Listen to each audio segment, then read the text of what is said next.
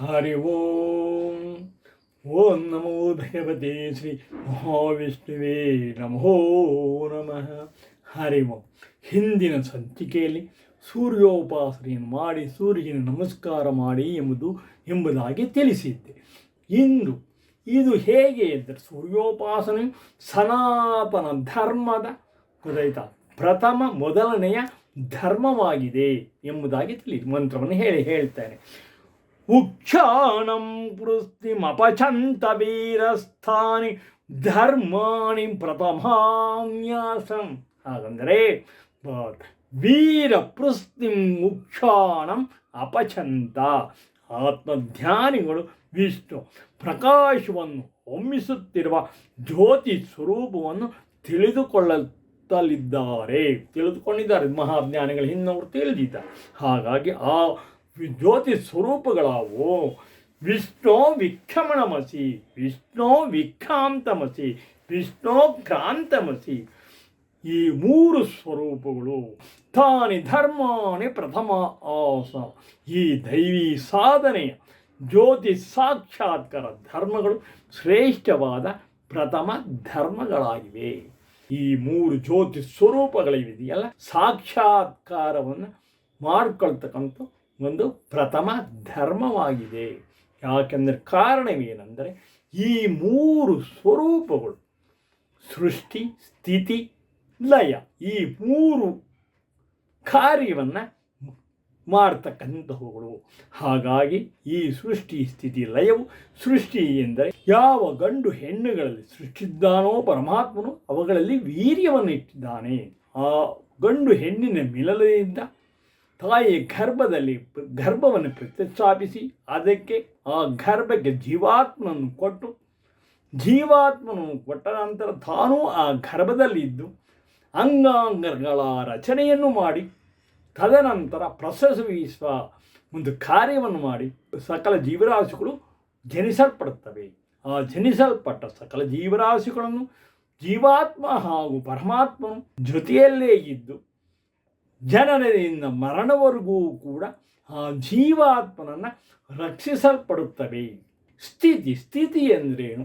ಸೃಷ್ಟಿಯಾದ ಸ್ಥಿತಿ ಪರಮಾತ್ಮನು ಸೃಷ್ಟಿಸಲ್ಪಟ್ಟ ಸಕಲ ಆಹಾರ ಪದಾರ್ಥಗಳೆಲ್ಲವೂ ಕೂಡ, ಸಕಲ ವೈಭೋಗಕ್ಕೆ ಬೇಕಾದ ಪದಾರ್ಥವು ಎಲ್ಲವೂ ಕೂಡ ಪರಮಾತ್ಮನ ಸೃಷ್ಟಿಯಲ್ಲಿ ಪ್ರಾಪ್ತವಾಗುವಂಥವು.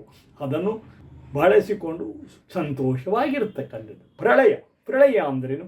ಅಗ್ನಿ ವಾಯು ಜಲ ಪರಮಾತ್ಮನೇ ಸೃಷ್ಟಿಸಿದ ದೇವತೆಗಳಿಂದ ಈ ರೀತಿಯಾಗಿ ಪ್ರಳಯವು ಏರ್ಪಡಲ್ಪಡುತ್ತದೆ ಎಂಬುದಾಗಿ ತಿಳಿಯಿರಿ. ಹಾಗಾಗಿ ಇವಾಗ ನಮ್ಮಲ್ಲಿ ಏನಂದರೆ ಸನಾತನ ಧರ್ಮ ಅಂದರೆ ಒಂದು ರೀತಿ ತಿರಸ್ಕಾರ ಭಾವದಿಂದ ನೋಡ್ತಾರೆ. ಹಾಗಾಗಿ ತಿಳ್ಕೊಳ್ಳಿ, ಆ ವಿಜ್ಞಾನ ಆ ದೇಶ ಮುಂದುವರೆದಿದೆ, ಈ ದೇಶ ಮುಂದುವರೆದಿದೆ ಎಲ್ಲ ಹೇಳ್ತಾರೆ.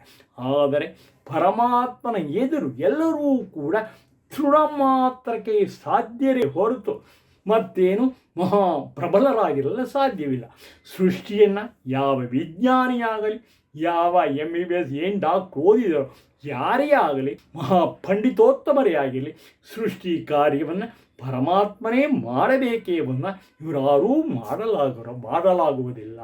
ಸ್ಥಿತಿಯಲ್ಲೂ ಅಷ್ಟೇ ಇವರಾರೂ ಕೂಡ ಗೊತ್ತಾಯ್ತಾ, ಯಾರು ಬ್ರಹ್ಮಾಂಡದಲ್ಲಿ ಆಹಾರ ಪದಾರ್ಥಗಳನ್ನೆಲ್ಲ ಸೃಷ್ಟಿಸಲು ಸಾಧ್ಯವೇ ಇಲ್ಲ. ಅಗ್ನಿ ಜಲ ವಾಯುಗಳನ್ನು ಯಾರೂ ಕೂಡ ನಿರ್ಮಾಣ ಮಾಡಲಾಗುವುದಿಲ್ಲ. ಈ ತತ್ವ ನಿಯಮಗಳೆಲ್ಲವೂ ಕೂಡ ಮಾನವರೆಲ್ಲರೂ ಕೂಡ ಪರಮಾತ್ಮನ ತತ್ವ ನಿಯಮಗಳ ಮುಂದೆ ಬರೀ ನೆಪ ಮಾತ್ರ. ಏನು ಪರಮಾತ್ಮನ ಹೇಗೆ ಎಂದರೆ ಸೃಷ್ಟಿಯ ಕಾರ್ಯವು ಮುಂದುವರಿತಾ ಹೋಗ್ತಾ ಇರಬೇಕು. ಅದಕ್ಕಾಗಿ ಈ ಒಂದು ಸೃಷ್ಟಿಯ ಕಾರ್ಯವು ನಡೀತಾ ಇದೆಯೇ ಒಂದು ವಿನಃ ಸಕಲ ಜೀವಾತ್ಮರಿಗೆಲ್ಲರೂ ಕೂಡ ಪರಮಾತ್ಮನ ಎದುರು ಒಂದು ತೃಣಕ್ಕೆ ಸಮಾನರಾಗಿದ್ದಾರೆ ಎಂಬುದಾಗಿ ತಿಳಿಯಿರಿ. ಇವಾಗ ಈ ಜ್ಯೋತಿಷ್ ಸ್ವರೂಪಗಳನ್ನು ಏಕೆ ಆರಾಧನೆ ಮಾಡಬೇಕು? ಈ ಜ್ಯೋತಿಷ್ ಸ್ವರೂಪಗಳು ಸೃಷ್ಟಿ ಸ್ಥಿತಿ ಲಯವನ್ನು ಮಾಡಿದ್ರಿಂದ ಇದು ಆರಾಧನೆ ಎಂದರೆ ಜೀವಾತ್ಮನಿಗೂ ಹಾಗೂ ಪರಮಾತ್ಮನಿಗೂ ಸಂಬಂಧಪಟ್ಟ ವಿಷಯ, ಶರೀರಕ್ಕಲ್ಲ. ಗೊತ್ತಾಯ್ತಾ? ಜೀವಾತ್ಮನು ಪುನರಪಿ ಮರಣಂ ಪುನರಪಿ ಅವನು ಹುಟ್ಟು ಸಾವುಗಳು ಇರುವುದರಿಂದ ಪರಮಾತ್ಮನನ್ನು ಧ್ಯಾನ ಉಪಾಸನೆಯನ್ನು ಮಾಡಬೇಕು. ಹಾಗಾಗಿ ಪರಮಾತ್ಮನ ಸ್ವರೂಪಗಳನ್ನು ಉಪಾಸನೆ ಮಾಡಬೇಕು ಎಂಬುದಾಗಿ ಪ್ರಾರ್ಥನೆ. ಹಾಗಾದರೆ ಪ್ರಾರ್ಥನೆಯಿಂದ ಏನು, ಯಾವ ರೀತಿಯಾಗಿ ಏನು ಪ್ರಯೋಜನ? ಹಾಗಾಗಿ ಇಂದ್ರಂ ಪ್ರಾತರ್ಹವಾಮಹ ಇಂದ್ರ ಪ್ರಯದ್ಯಧ್ವರೆ ಇಂದ್ರಂ ಸೋಮಸ್ಯ ಪೀತಯೇ.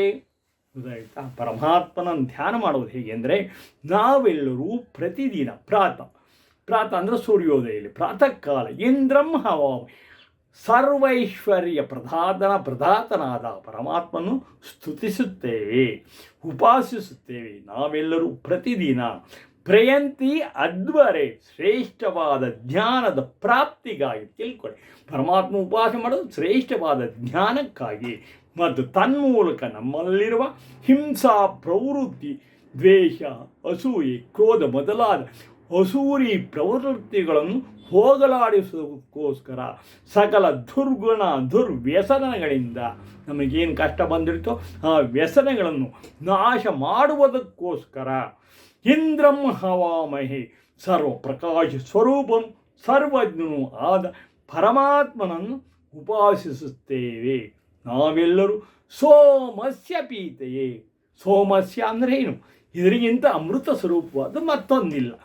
ಆ ಸುಖ, ಶಾಂತಿ ಮತ್ತು ಆನಂದದ ಪ್ರಾಪ್ತಿಗಾಗಿ ಇಂದ್ರಂ ಹವಾಮಹೆ ಆನಂದ ಸ್ವರೂಪದ ಪರಮಾತ್ಮನನ್ನು ಉಪಾಸಿಸುತ್ತೇವೆ ಎಂಬುದಾಗಿ. ಹೀಗೆ ಈ ರೀತಿಯಾಗಿ ಪರಮಾತ್ಮನನ್ನು ಉಪಾಸನೆ ಮಾಡಬೇಕು. ಹಾಗಾದರೆ ಇನ್ನೇನಿದೆ? ಸಾಕಂ ಧ್ಯಾತ ಕ್ರತುನ ಸಾಕಮೋಜಸ ವವಕ್ಷಿತ ಸಾಕಂ ಹೃದೋ ವೀರ್ಯೈ ಸಾಸಹೀರ್ಮೃದೋ ವಿಚರ್ಷಣಿ ಧಾಧಾರಾದ ಸುವತೆ ಕಾಮ್ಯಂ ವಸುನಯ ಸೈನಂ ಸಶ್ಚ ದೇವೋ ದೇವಂ ಸತ್ಯಬಿಂದ್ರಂ ಸತ್ಯ ಇಂದುಹು. ಹಾಗಂದರೆ ಕ್ರತುನ ಕರ್ಮ ಪ್ರಜ್ಞೆಯೊಂದಿಗೆ, ಓಜಸ ಸಾಕಂ ಬಲದೊಂದಿಗೆ, ಜಾತ ಯಾವುದು ಜಾತಃ ಅಂದರೆ ಜೀವರಾಶಿಗಳು, ವೀರ್ಯ ಪರಮಾತ್ಮನ ದಿವ್ಯ ಶಕ್ತಿಯಿಂದ ಸಾಕಂ ಸಹಿತವಾಗಿ ಗುರುದ ಹಿರಿಯರು, ಸಾಸಹಿ ಎಲ್ಲವನ್ನು ಸಹಿಸುವನು, ವಿಚರ್ಷಣಿ ಶುದ್ಧ ವಿದ್ಯೆಯಿಂದ ಬೆಳಗುತ್ತಿರುವನು ಪರಮಾತ್ಮನ ಅವನೇ ಹಿರಿಯನು. ಗೊತ್ತಾಯ್ತಾ?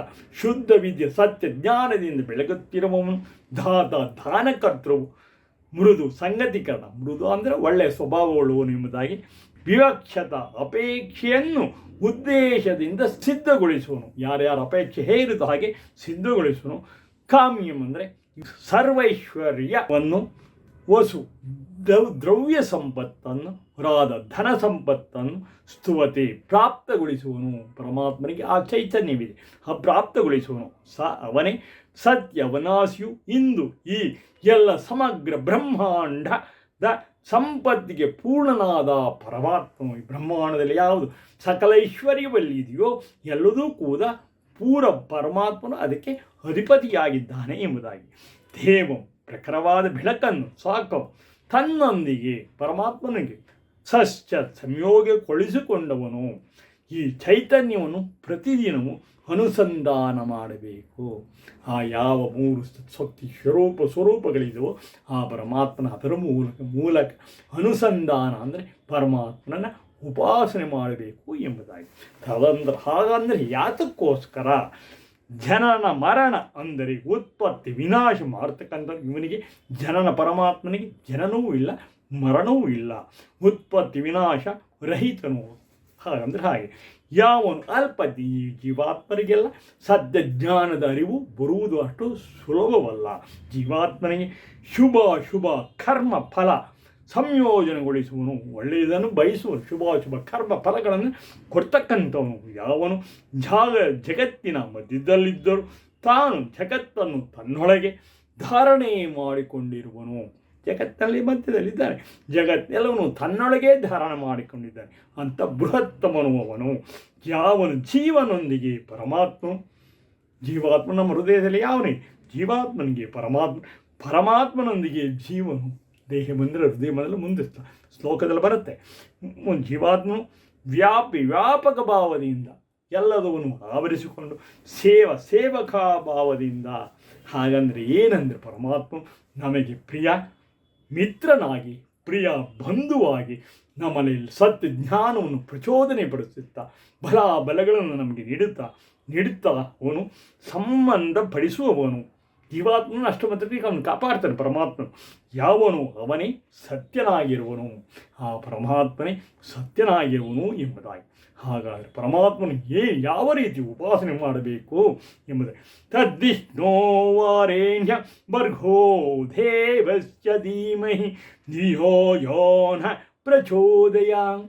ಪರಮಾತ್ಮನ ತದ್ವಿಷ್ಣು, ಆ ಪ್ರಕಾಶಮಯ ಸ್ವರೂಪನಾದ ಪರಮಾತ್ಮನನ್ನು ವಾರೇಣ್ಯಂ ವರಿಸಲು ಯೋಗ್ಯನಾದ ಪರಮಾತ್ಮನು ಭರ್ಗು ನಮ್ಮ ಪಾಪ ಕರ್ಮಗಳನ್ನು ದೇವಸ್ಯ ಆ ಪರಮಾತ್ಮನು ಪಾಪ ಕರ್ಮಗಳನ್ನು ದಹಿಸುವಂತಹ ಪರಮಾತ್ಮನಲ್ಲಿ ಧೀಮಹಿ ನಾವು ಯಾಚಿಸುತ್ತೇವೆ ಎಂಬುದಾಗಿ. ಧೀಯೋ ಯಾವುದನ್ನು ಕೊಡ್ತೀಯೋ, ಯೋನ ಯಾವುದರಲ್ಲಿ ಪ್ರಚೋದನೆಯನ್ನು ಉಂಟು ಮಾಡುತ್ತೀಯೋ ಸಹಿತ ನನ್ನಲ್ಲಿ ಉಂಟು ಮಾಡು ಎಂಬುದಾಗಿ ಆ ಪರಮಾತ್ಮನಲ್ಲಿ ಪ್ರಾರ್ಥನೆಯನ್ನು ಸಲ್ಲಿಸಬೇಕು. ಹಾಗಾಗಿ ಪರಮಾತ್ಮನ ಪ್ರಾರ್ಥನೆಯನ್ನು ಸಲ್ಲಿಸಿ ಪರಮಾತ್ಮ ಓಂ ನಮೋ ಭಗವತಿ ಶ್ರೀ ಮಹಾವಿಷ್ಣುವೆ ನಮೋ ನಮಃ ಎಂಬುದಾಗಿ ಪ್ರಾರ್ಥನೆಯನ್ನು ಸಲ್ಲಿಸಬೇಕು. ಹಾಗಾಗಿ ಪ್ರಾತಃ ಕಾಲ ಸೂರ್ಯೋಪಾಸನೆಯನ್ನು ಖಂಡಿತವಾಗಿ ಎಲ್ಲರೂ ಮಾಡಬೇಕು. ಅದು ಪರಮಾತ್ಮನ ಒಂದು ಆದೇಶ ಹಾಗೂ ಇದು ಸನಾತನ ಧರ್ಮದ ಒಂದು ತತ್ವ ನಿಯಮವಾಗಿದೆ ಎಂಬುದಾಗಿ ತಿಳಿಸುತ್ತಾ ಮತ್ತು ಇಂದಿನ ಸಂಚಿಕೆಯನ್ನು ಮುಗಿಸುತ್ತೇನೆ. ಎಲ್ಲರೂ ಕೂಡ ಸಬ್ಸ್ಕ್ರೈಬ್ ಮಾಡಿ, ಫಾರ್ವರ್ಡ್ ಮಾಡಿ. ಎಲ್ಲರೂ ಸನಾತನ ಧರ್ಮದ ತತ್ವ ನಿಯಮಗಳನ್ನು ತಿಳ್ಕೋಬೇಕು. ತತ್ವ ನಿಯಮಗಳನ್ನು ತಿಳ್ಕೊಂಡು ಆಚರಣೆಯನ್ನು ಮಾಡಬೇಕು. ಆವಾಗಲೇ ಆ ಸನಾತನ ಧರ್ಮವು ಎಲ್ಲರೂ ಕೂಡ ತಲುಪುವಂತಾಗುತ್ತದೆ. ಹೀಗೆ ಹೇಳ್ತಾ ಸಬ್ಸ್ಕ್ರೈಬ್ ಮಾಡಿ, ಫಾರ್ವರ್ಡ್ ಮಾಡಿ. ನಿಮ್ಮೆಲ್ಲರಿಗೂ ನನ್ನ ಪ್ರಣಾಮಗಳು. ಹರಿ ಓಂ.